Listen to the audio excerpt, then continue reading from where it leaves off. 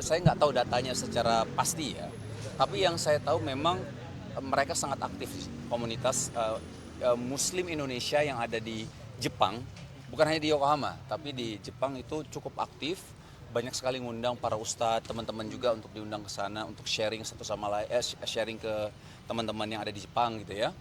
Dan kalau misal ada acara event Islam di sana memang rame sih, Masya Allah.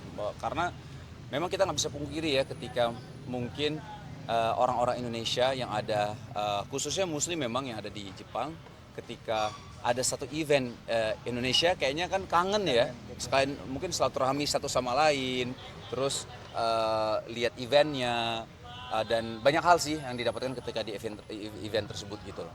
Artinya nanti Islamic Center ini akan menjadi ajang temu juga orang-orang Insya Allah, Indonesia di sana. insya Allah. Dan akan banyak juga ustadz dari Indonesia yang datang ke sana begitu. Insya Allah, karena pertama kan ya insya Allah Ustadz Fatih Karim ya dari Cinta Quran.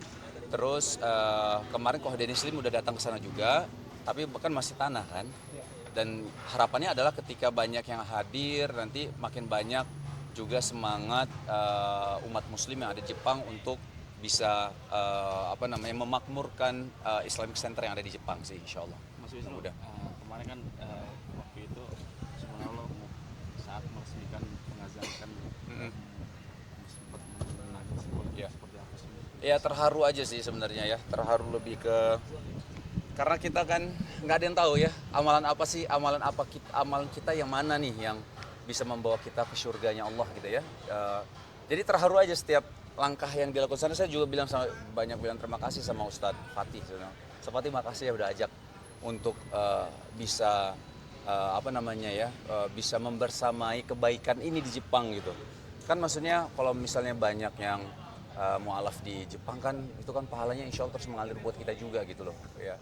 Jadi ya makanya kalau kata Ustadz Fatih bagaimana kita berlomba untuk mencari amal secerdas mungkin di waktu yang singkat ini kan. Kita kan nggak tahu kita selesai di dunia ini kapan ya.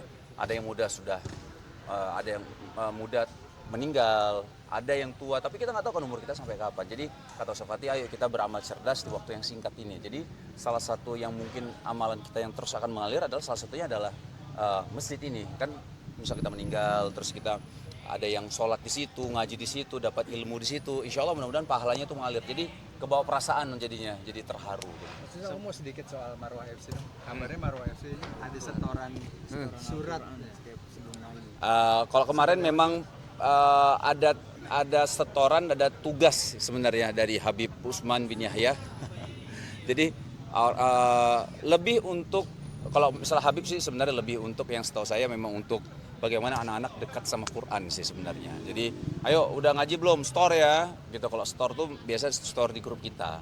Jadi kalau udah store boleh main untuk selanjutnya, apalagi nanti main kita lapangan besar gitu kan. Itu karena kadang-kadang kan untuk main di lapangan besar nggak mudah juga ya, ada izin, ada ini, ada itu segala macam lah ya. Nah jadi anak-anak ditekankan di sini memang oleh Habib bahwa di sini kalian datang sebenarnya buat kajian, itu poin pertama. Nah setelah itu baru kita main bola, bahasanya kayak gitulah. Jadi intinya niatkan kedatangan ini memang untuk dengar kajian, jadi dapat pahalanya dulu, habis itu kita sehat lah insya Allah dengan main bola ya. Itu di WhatsApp storannya via voice. Video. Oh video. Harus video, makanya kemarin ada beberapa yang belum kan, Habib bilang, lo nggak main bola lo setoran dulu, bukan setoran hafalan sebenarnya, lebih ke baca Quran. Surahnya sendiri random kan atau dipilihkan? Apa? Surahnya sendiri yang Random. Yang penting baca Quran. Kan poinnya, objektifnya adalah dekat dengan Quran kan. Jadi yang penting baca Quran, dekat sama Quran. Lebih ke situ sih. Mas, balik lagi yang soal tadi. Mungkin sebesar apa sih pengetahuan Mas Wisnu soal di sana itu mungkin banyak yang mualaf seperti apa di Jepang sendiri? Apa gimana? Sepengetahuan Mas Wisnu, banyak nggak sih, seberapa persen mungkin yang menjadi mualaf di sana itu? Allahu alam, tapi kata teman-teman di Yokohama memang perkembangan Muslim di Jepang tuh meningkat pesat memang, gitu ya. Growth-nya tuh cukup besar di antara yang lain gitu. Maksudnya cukup besar kalau dilihat growth pertumbuhan yang masuk Islam gitu ya. Jadi mungkin nanti di satu titik akan butuh beberapa tempat ibadah yang memang ada di beberapa titik mungkin ya. Misal di Yokohama kan gede juga Yokohama. Jadi ya mungkin titik di sini dan beberapa titik butuh gitu. Jadi untuk muslim di sana, muslimah di sana tuh tidak menemui kesulitan yang banyak ketika harus ibadah di masjid. Lebih ke situ sih. Baru ini masjid di Yokohama terbesar nanti dibangunnya. Masjid Indonesia. Masjid Indonesia, poinnya sih ya, Masjid Indonesia pertama, bukan terbesar, Masjid Indonesia pertama yang ada di Yokohama. Tapi kalau dibilang terbesar ya untuk saat ini mungkin iya karena baru satu gitu. Tapi kalau terbesar nggak tahu kan, nanti di Yokohama mungkin ada Masjid Indonesia yang kedua yang lebih besar ya bisa jadi gitu. Tapi ada planning di negara-negara lain bakal ini lagi nggak sih ngebangun lagi? Ya. Apa? Di negara-negara lain mungkin ada. Apa? Di negara lain bakal ada planning bikin lagi. Oh insya Allah. Ya kita udah kemarin sempat ngobrol juga. Kayaknya Masya Allah ya kalau kita ke satu tempat tapi ada mudah-mudahan ada yang bisa kita tanamkan kebaikan di situ ya. Salah satunya mungkin kan tempat ibadah mungkin ya. Mungkin di tempat-tempat yang memang kita bilang minoritas agama Islam di situ. Misal di Eropa, misal di mana ya kita bilang kayak misal apakah di ya manapun ya, Paris kah, di London kah, di mana gitu ya. Tapi memang jarang ada masjid. Ya kalau ada masjid di situ, kalau ada andil kita, aduh senang banget kan. Karena yang tadi seperti saya bilang, setiap yang baca Quran di situ, setiap yang syahadat di situ, setiap yang sholat di situ, berzikir di situ, kan mengalir pahalanya ke siapapun tanpa mengurangi pahala-pahala yang ikut andil tersebut. Ya, di Aceh itu grand opening butiknya Zaskia Sungkar sama Shiba Shiren. Jadi butiknya Zaskia sama Shiren di Aceh kan ada dua tuh ya. Nah di Pagar Air di Aceh Besar lah jatuhnya Aceh Besar ya mungkin ya. Nah di sana tuh kita memang tujuannya memang untuk grand opening. Tapi saya berangkat duluan dari hari Jumat. Yang lain itu dari Sabtu. Jadi Jumat tuh saya ya sempat pulang ke kampung lah, kampung saya di Sigli. Jadi saya dari Banda Aceh sampai saya langsung pulang ke makan dulu, sempat makan terus saya sama teman-teman pulang ke Sigli lah, ketemu sama teman guru ngaji di sana ya. Ya mengenang masa lalu lah, SMP, ngeliat SMP lagi, SD lagi seperti apa gitu. Sempat foto-foto juga di sana.